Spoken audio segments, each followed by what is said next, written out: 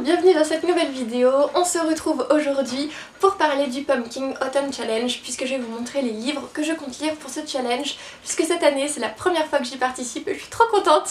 Les années précédentes j'étais un peu deg parce que je trouvais jamais vraiment des livres dans ma bibliothèque qui correspondaient au thème choisi par Guimauze et cette année c'est le cas, j'en ai donc j'étais hyper contente. Si vous ne connaissez pas le Pumpkin Autumn Challenge, je pense que ce serait étonnant si vous ne le connaissiez pas. Donc c'est un challenge automnal qui va se dérouler à partir du 1er septembre, soit dimanche quand vous verrez cette vidéo normalement. Et il se termine le 30 novembre, donc ça fait quasiment 3 mois pour faire ce challenge. Petite parenthèse, si vous entendez des petits bruits comme ça, bah pile au moment où je dis ça elle en fait plus. T'es une petite sacrée toi. Si vous entendez un petit peu des bruits de grattage, tout ce genre de petits bruitages là, c'est normal, c'est parce qu'il y a les gerbilles qui sont à côté et elles font un boucan d'enfer, c'est-à-dire que pendant que je préparais la vidéo, elles dormaient et bim, j'appuie sur enregistrer, ça y est, il y en a une qui se lève et qui commence à gratter. Faut toujours de toute manière qu'il y ait quelque chose pour perturber la vidéo. Regardez les trois là-bas, elles dorment, il n'y a que Lulu qui est active. Elle est dans le pot de Nutella, Lulu. Du coup, en fait j'ai fait la parenthèse mais maintenant je suis perdue, je sais plus ce que je voulais dire. Donc pour ce challenge il y a 4 menus et on va commencer tout de suite. Le premier donc menu c'est automne frissonnant et la première sous-catégorie c'est tu n'en reviendras pas, du genre tu vas tellement avoir les pétoches que tu n'en reviendras pas. Et donc pour cette catégorie les mots-clés c'est épouvante, policier, livre d'angoisse, thriller, vampire. Donc pour cette catégorie j'en ai choisi 3 ou même peut-être 4. Le quatrième je vous en reparlerai qu'à la fin puisque je l'ai pas en ma possession. Donc le premier j'ai choisi Shining qui est l'enfant en lumière de Stephen King. Je vous avais demandé votre avis sur quel livre de Stephen King lire en premier parmi les 3 que j'avais lus et beaucoup m'ont dit de commencer par Shining, donc c'est ce que je vais faire et en même temps je vous tournerai une vidéo un peu vlog lecture sur mon avancée dans cette histoire pour vous dire un petit peu ce que j'en pense puisque c'est vrai que je lis très peu, voire quasiment aucun livre d'horreur. Je crois qu'en fait c'est le premier livre d'horreur que je vais lire. Donc voilà, je me suis dit que ce serait sympa de faire une vidéo du style je lis voilà, mon premier Stephen King, mon premier roman d'horreur et de vous faire une vidéo là-dessus. Je trouvais ça intéressant donc j'espère que ce sera une vidéo qui vous plaira mais bon, elle n'est pas prévue pour tout de suite. Shining, j'ai vu l'adaptation de Kubrick que j'avais adoré. Ça se passe dans un hôtel, me demandez plus c'est quoi le nom de l'hôtel, je n'en ai aucun souvenir. Et on suit le personnage de Jack qui va donc avoir un job dans cet hôtel et il va y aller en hiver avec sa femme et son enfant et il va se passer des choses assez étranges. Et voilà de ce que je me souviens du film de Shining. C'est déjà un bon début, j'ai envie de dire. Ensuite, donc je vous parle de 2 romans policiers. Alors il y en a un, c'est un young adult roman policier thriller et c'est Follow Me Back de Evie Geiger, je crois, je sais pas. C'est un livre que j'avais acheté sur un coup de tête parce qu'il y a quelques temps de ça, il y a peut-être 2 ans en arrière, oui, ce livre on le voyait partout sur Booktube, tout le monde le lisait, tout le monde l'adorait. Je l'avais trouvé d'occasion et je m'étais dit bah pourquoi pas essayer, sauf que bah voilà, il a passé son temps à dormir dans ma bibliothèque. Jusqu'à maintenant je me suis dit bon bah, on va essayer de le sortir. Je sais pas grand chose de ce bouquin hormis qu'on suit une fille qui s'appelle Tessa, qu'elle est agoraphobe et qu'elle est passionnée par un chanteur, enfin elle est complètement dingue plutôt, d'un chanteur qui s'appelle Eric Thorne et que en plus du point de vue donc de Tessa, on va suivre le fameux Eric Thorne qui a un peu du mal je crois avec sa célébrité, il a un peu du mal à comprendre l'engouement qu'il peut susciter je crois chez ses fans et en plus de ça chez les célébrités en ce moment il y a une série de meurtres et Eric Thorne est persuadé que il est le prochain et il va je crois tenter de débusquer le tueur. Pour ça donc il va se créer un faux compte sur Twitter, je crois que c'est pas sur Twitter, ouais c'est sur Twitter et il va tomber sur le blog de Tessa qui lui est dédié, enfin le compte plutôt du coup de Tessa qui lui est dédié et il va en fait jouer les mauvaises langues, c'est-à-dire qu'il va s'autocritiquer, voilà, sauf que bon forcément personne ne sait que le véritable Eric Thorne se déteste et a créé un compte Twitter haineux envers sa propre personne et on va suivre du coup cette histoire, voilà c'est le seul truc que je sais. Bon, il est assez populaire sur Booktube donc j'espère que ça ira, c'est écrit gros donc je pense que ça va être vite lu. Et ensuite je me suis dit pourquoi pas tenter de lire L'Écarlate de Venise de Maria Luisa Minerali. C'est un roman policier qu'on m'avait donné, je ne sais pas de quoi ça parle. Ça se passait à Venise en 1752 et c'est écrit par une glaciale nuit de décembre. Un homme est retrouvé étranglé dans une ruelle. Il est la première victime d'une série de meurtres auquel Marco Pisani, haut magistrat de la République de Venise, se trouve mêlé. Et on dit de ce roman qu'il est captivant et que il est porté par une écriture élégante et précise. Je connais pas du tout cet auteur, donc il me tarde de le découvrir. Il est assez court, donc je pense que si j'aime, il sera vite lu. Et du coup, l'autre livre qui correspondait plus au mot-clé vampire, c'est The Beautiful de Renée Adier qui sort je crois le 18 septembre, quelque chose comme ça. C'est un livre en anglais. Renée Adier, elle a écrit entre autres la trilogie, non c'est pas une trilogie, c'est une duologie qui s'appelle Captive. Le premier tome est sorti en français, le tome 2 non. J'ai adoré le premier tome qui était Les Nuits de Scheherazade. Et là je me suis dit, elle écrit un roman sur les vampires, ça se passe à la Nouvelle-Orléans.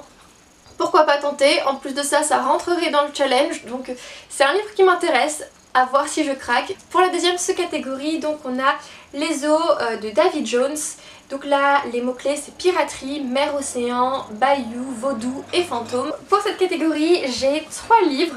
Donc le premier c'est Mer morte de Aurélie Wallenstein, puisque c'est une histoire où on n'a plus d'eau sur terre et en fait on a ce qu'on appelle des marées fantômes, donc c'est des animaux aquatiques qui reviennent à la vie pour se venger des humains. Et on va suivre Oural qui est l'un des derniers exorcistes de sa génération en fait, et c'est l'un des plus puissants, donc il va sillonner les mers pour justement empêcher ces marées fantômes, je crois, quelque chose comme ça. Et voilà, il y a mer dans le titre, c'est avec des fantômes. Forcément il y a piraterie en mots-clés, donc j'étais obligée de sortir les 2 romans de pirates que j'ai. Donc on a Daughter of the Pirate King de Tricia Levenseller qui est un livre en VO, il n'est pas sorti en français. Je vous l'ai présenté récemment sur Insta, donc c'est l'histoire d'une jeune fille qui est la fille donc du roi pirate, jusque là tout va bien. Elle s'est lancée donc pour mission de retrouver une ancienne carte cachée, voilà, et ce serait en fait la clé pour trouver un trésor, voilà. Je viens de lire là, je me suis dit qu'est-ce que je fais, je lis les premières lignes ou pas, et au final oui, je les ai lues. Donc écoutez, j'ai hâte de lire. Je me suis dit que j'allais retenter avec Mireille Calmel en vous mettant le premier tome de l'Édipe pirate qui est Les Vallées du Roi, que je vous ai inclus dans 3 vidéos au moins pour cet été. Et il est pas lu, voilà, j'ai pas eu le temps, mais là je me dis ça colle bien pour ce challenge, puisque là dans 2 semaines il y a le livre sur la place à Nancy, il y aura l'auteur au salon, donc je me suis dit je vais le lire là dès que le challenge commence, ce sera ma première lecture, et si je l'aime, bah, j'irai voir l'auteur, en parler avec elle, et je me ferai aussi dédicacer le tome 2, Histoire 2. Et donc dans Lady Pirate, on suit tout simplement la première femme à devenir une pirate, et j'espère que je vais l'adorer. Ensuite, pour la 3e et dernière sous-catégorie de ce premier menu, c'est le freak, c'est chic. Freak out to me, le freak, c'est chic. J'espère que je vous ai mis la chanson en tête. Moi c'est les seuls passages que je connais, c'est les 2 seules lignes que je connais de cette chanson, mais c'est pas grave. Les mots-clés donc c'est monstre, cirque, étrangeté. J'ai un roman, il est là, oula, je suis bigleuse. On a Le Cirque des Rêves de Erin Morgenstern, pareil, un livre très populaire sur Booktube. Je l'ai acheté sur un coup de tête parce que je voyais beaucoup de gens qui en parlaient en bien et qui le recommandaient. Pareil un peu que pour Follow Me Back, ça doit faire au moins bien 2 ans qu'il est dans ma bibliothèque, donc là pourquoi pas tenter de le lire. Et j'espère que je vais l'aimer. On suit une troupe d'artistes dans un cirque, voilà, et c'est tout ce que je sais. On va dire c'est le principal, tu me diras, donc c'est toujours ça de prix. Le deuxième menu c'est Automne enchanteur, et la première sous-catégorie c'est Down by the City Garden. Et là les mots-clés c'est poème, romance, roman romanesque ou gothique. Pour ce qui est des poèmes, je me suis dit pourquoi pas lire le 2e recueil de Rupi Kaur qui est The Sun and Her Flowers. Je l'ai pas là en ma possession, mais j'ai vu qu'à la bibliothèque de ma ville il l'avait. Donc si je peux l'emprunter, voilà, je l'emprunterai et je le lirai parce que j'avais adoré Milk and Honey. Et j'aimerais bien voir ce que donne son 2e recueil. Du coup le roman gothique que j'aimerais bien lire, pareil, j'ai vu qu'il l'avait à la bibliothèque, c'est Les 7 morts d'Evelyn Hardcastle. Je vous en avais parlé dans ma vidéo sortie livresque du mois de mai. Alors je sais, ça remonte à quelques mois déjà, et c'est un roman qui me faisait beaucoup de l'œil déjà en anglais. C'est l'histoire en fait d'un jeune homme qui est condamné à revivre la même soirée jusqu'à ce qu'il trouve le meurtrier de la jeune femme qui s'appelle Evelyn Hardcastle, et il est censé donc l'empêcher de tuer cette jeune femme. C'est tout ce que je sais, mais j'ai entendu dire que c'était un roman gothique. Ensuite on a comme deuxième sous-catégorie mon voisin le Kodama. Donc là les mots-clés c'est forêt, légende, voyage et nature writing. Je viens de me rendre compte que j'ai pas le roman pour cette sous-catégorie.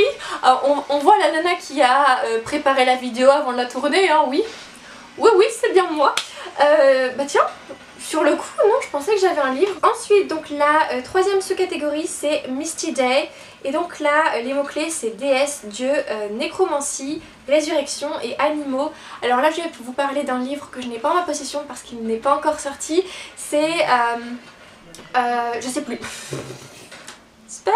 Je vous en ai parlé dans ma vidéo The Happiest Book Tag. C'est le jardin de Cendrelune, le jardin des âmes, voilà c'est ça, c'est le jardin des âmes de Georgia Caldera. C'est sa nouvelle saga de fantasy ou d'urban fantasy, et c'est une histoire avec des dieux et des déesses, c'est tout ce que je sais, mais du coup il va parfaitement dans cette sous-catégorie là. Et la dernière sous-catégorie c'est Prenez garde aux souliers pointus, et donc là on est censé lire alors des romans avec des sorcières, sorciers et ou un peu de féminisme, c'est les trois là les mots clés. Donc des histoires sur les sorcières, j'en ai deux. J'ai Wicked de Gregory Maguire qui est donc une histoire sur la méchante sorcière de l'Ouest dans Le Magicien d'Oz, que je n'ai jamais lu, et ce livre je l'avais il me faisait de l'œil en fait parce que Margot Liseuse en avait tellement bien parlé, et là ils ont réédité chez Brajlon ce bouquin, donc je m'étais dit ok, pour 10 € autant l'acheter, et je crois que je l'ai acheté quand j'étais en vacances, et ensuite je suis allée sur Booknode pour regarder un petit peu les avis, et les 3/4 des gens ont dit qu'ils avaient été énormément déçus, qu'ils avaient acheté ce roman ou qu'ils l'avaient emprunté parce que justement Margot en avait tellement bien parlé, et au final ça avait été un peu voilà, une déception. Donc ça m'a un peu refroidi, mais au final je me dis c'est pas grave parce que moi j'ai vraiment aucun avis sur ce roman. Comme je vous l'ai dit, j'ai jamais lu Le Magicien d'Oz, donc je sais réellement pas à quoi m'attendre, donc il y a moyen que ce roman ça passe. Et en deuxième livre, encore avec des sorcières, on a Les Bannis, les Proscrits, le tome 1, Le Feu de la Sorcière de James Clemens, que je vous ai un peu parlé, enfin, je vous en ai un peu parlé dans ma vidéo, ma palle de l'été, parce que je l'avais inclus en vous disant que j'aimerais bien convaincre ma meilleure amie de le lire avec moi. Et je pense du coup que là, je vais réussir à la convaincre qu'on le lise ensemble pour ce challenge. Le troisième s'appelle Automne, douceur de vivre, et la première sous-catégorie c'est Jack aux lanternes, et dans cette sous-catégorie, je vais y arriver, les mots-clés c'est Halloween, enfance, feel good. Donc pour un feel good, pareil, j'ai pas sorti de feel good de ma bibliothèque là. J'ai choisi The Upside of Unrequited by Becky Albertalli. Donc il est sorti en français. Dans cette histoire on va suivre Molly, qui est une jeune fille de 17 ans qui a eu en tout 26 coups de cœur, mais ça n'a jamais abouti à autre chose, voilà, c'est juste resté des coups de cœur. Et là forcément elle va rencontrer un garçon, où il y en aura deux. Il y en a deux qui vont faire une entrée dans sa petite vie, et forcément il y en aura un qui sera voilà, un crush qui va justement être plus qu'un crush, j'imagine. J'aime beaucoup la plume de Becky Albertalli et je me dis je vais bien me marrer en lisant ce roman, ça promet d'être assez comique. Ensuite la deuxième sous-catégorie c'est L'autre mère. Donc là les mots-clés c'est famille, amitié, illusion et faux semblant. Et pour cette catégorie j'ai choisi un roman de Gardien des cités perdues pour l'amitié et la famille, voilà, dans Gardien des cités perdues. Donc reste à savoir si je lirai le tome 5 ou le tome 6, parce que le tome 5 fait l'objet d'une prochaine vidéo. Si je vois que j'ai du mal avec cette vidéo, j'inclurai le tome 5. Si je vois que le tome 5 se lit très vite et que la vidéo que j'ai prévu de vous tourner avec ce roman se déroule plutôt bien, et bien je lirai le tome 6. Voilà, je sais pas trop si j'ai été claire, mais bon, dans cette catégorie ce sera un tome de Gardien des cités perdues. Ensuite donc la dernière sous-catégorie, le titre est à rallonge, donc c'est un cinnamon roll et un chalaté à emporter s'il vous plaît, rien que ça, j'aime bien le à emporter s'il vous plaît, sur place c'est pas possible. Donc là c'est assez simple, C'est voilà, il faut lire une nouvelle ou un recueil de nouvelles et moi donc j'ai choisi donc le recueil sur les nouvelles qu'il y a dans les Chroniques lunaires, donc c'est Stars Above de Marissa Meyer, qui n'est malheureusement pas sorti en français. Vous savez à quel point j'adore les Chroniques lunaires. Donc voilà, ça faisait longtemps qu'il était dans ma bibliothèque et je suis bien contente de pouvoir le sortir pour ce challenge. Les derniers menus, donc c'est Automne Astral.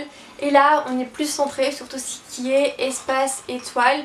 La première sous-catégorie c'est You are just as sane as I am. Et justement donc les mots-clés c'est lune, étoile, espace, clairvoyance. Pour ce challenge là, enfin pour cette sous-catégorie, j'ai un roman que j'avais aussi rangé puisque j'avais déjà en fait tourné cette première vidéo du Pumpkin Autumn Challenge, mais ça me plaisait pas donc je retourne. Et c'est donc le tome 2 de Au-delà des étoiles de Bess Revis. Malheureusement, comme je vous l'avais déjà dit, je crois, c'est une trilogie qui n'a jamais été traduite au complet en français. Le troisième tome n'est jamais sorti. Dans cette histoire on retrouve le personnage de Amy qui va suivre ses parents pour une mission, puisqu'en fait les parents de Amy sont des grands scientifiques qui vont avoir pour mission donc de partir dans l'espace. Voilà, ils vont être à bord d'un vaisseau, ils vont devoir être cryogénisés pendant 300 ans pour pouvoir ensuite arriver sur une nouvelle Terre qui aurait pas mal de similitudes avec la nôtre. Sauf que le souci c'est que Amy va se réveiller beaucoup plus tôt que prévu et il y aura tout un mystère sur qui l'a débranché et surtout qu'est-ce qui se passe dans ce vaisseau, qui le dirige. J'avais adoré le premier tome donc j'ai hâte de lire cette suite. Pour la deuxième sous-catégorie, Rêvons-nous de moutons électriques, et là donc en sous-catégorie on a, en mots-clés plutôt, on a rêve, science-fiction, post-apocalyptique, android. Là je triche un petit peu parce que, enfin tricher non pas réellement parce qu'on peut, mais du coup je remets le cirque des rêves puisque dans le titre il y a le mot rêve. Je vous retrouve là, oui j'ai pas du tout la même tenue, c'est normal, c'est parce que en faisant le montage je me suis rendu compte qu'il y avait un bout de la vidéo que j'avais dû paumer en route, je sais pas ce que j'en ai fait. Du coup c'était pour conclure le dernier challenge, enfin le dernier menu avec la dernière sous-catégorie qui était Songe d'une nuit d'automne, en référence donc à Songe d'une nuit d'été de Shakespeare. Et pour cette catégorie donc on devait choisir de lire un livre avec sur la couverture les couleurs de la nuit, donc il y avait mauve, bleu, mauve, j'ai dit, c'est mauve. Parce qu'il fait chaud là, mon cerveau il est déréglé, donc c'est mauve, bleu et violet. Et pour cette catégorie il y avait deux livres qui m'intéressaient, j'en lirai probablement qu'un seul sur les deux. Donc il y avait Slayer de Kiersten White qui est en fait plus ou moins une suite à la série Buffy contre les vampires, vous savez que Buffy c'est ma vie, et il n'est pas traduit en français malheureusement. Et pour finir du coup je me suis dit que j'allais aussi mettre Girls of Paper and Fire de Natasha Engan. Ce roman, dès que je peux le mettre dans une vidéo je le mets, et devinez quoi, il n'est jamais lu. C'est triste, mais là du coup il correspond bien parce que t'as du rose, t'as du violet, t'as du mauve, t'as du bleu. Dans cette histoire on suit le personnage de Lee qui quand elle était plus jeune a vu sa maman se faire emmener par la garde royale et depuis elle n'a plus aucune nouvelle d'elle.